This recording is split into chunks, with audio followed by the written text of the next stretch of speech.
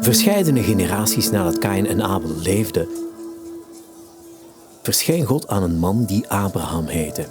God zei tegen Abraham: verlaat je vaderland en je familie en ga naar het land dat ik je zal tonen. Ik zal een groot volk van jou maken. Ik zal je zegenen en je naam groot maken. Je zult een zegen vormen voor veel mensen. Ik zal de mensen zegenen die jou zegenen en ik zal vervloeken wie jou vervloekt. Je zult een zegen vormen voor alle volken op aarde. Abraham was toen 75 jaar oud. Abraham reisde met zijn vrouw Sarah, zijn dienaar en al zijn bezittingen naar het land dat God hen toonde. Toen ze waren aangekomen, zei God tegen Abraham: ik zal dit land aan jou en je nakomelingen geven.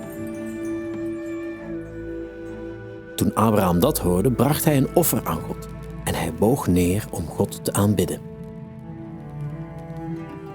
Daarna zei Abraham tegen God: het heeft toch geen zin als u mij beloont terwijl ik geen erfgenaam heb? Daarom zei God tegen Abraham: kijk eens naar de lucht en tel de sterren als je dat kunt. Dat is hoeveel nakomelingen je zult hebben, zoveel als er sterren aan de hemel zijn. Abraham geloofde God en God beoordeelde dat als een rechtvaardige daad. 10 jaar later had Sarah nog altijd geen kinderen gekregen. Daarom stelde ze voor dat Abraham met haar dienares Hagar zou slapen. Als hij op die manier een kind zou krijgen, zou dat zijn erfgenaam worden. Maar toen Hagar zwanger werd, begon ze op Sarah neer te kijken.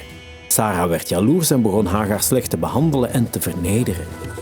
Daarom vluchtte Hagar de woestijn in. Daar verscheen een engel die tegen haar zei: je moet naar Sarah terug. Je gaat een zoon krijgen die je Ismaël zult noemen. Toen zei Hagar: nu weet ik zeker dat God mij ziet en naar mij omkijkt. Hagar deed wat de engel haar had opgedragen en keerde naar Sarah terug. Toen Hagar haar zoon Ismaël kreeg, was Abraham 86 jaar.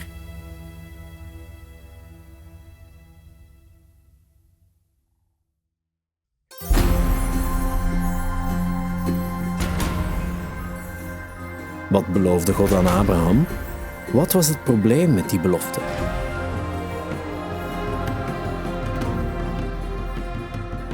Abraham geloofde Gods belofte, ondanks zijn hoge leeftijd. God beschouwde dat vertrouwen als een rechtvaardige daad. Welke conclusie trek je daaruit? Wat deed Sarah op haar eigen initiatief toen God na lange tijd nog altijd zijn belofte niet had vervuld?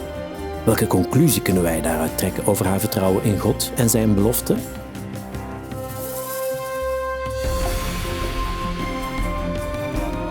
Welk probleem ontstaat er als wij Gods wil op onze eigen manier en op ons eigen tijdstip willen uitvoeren?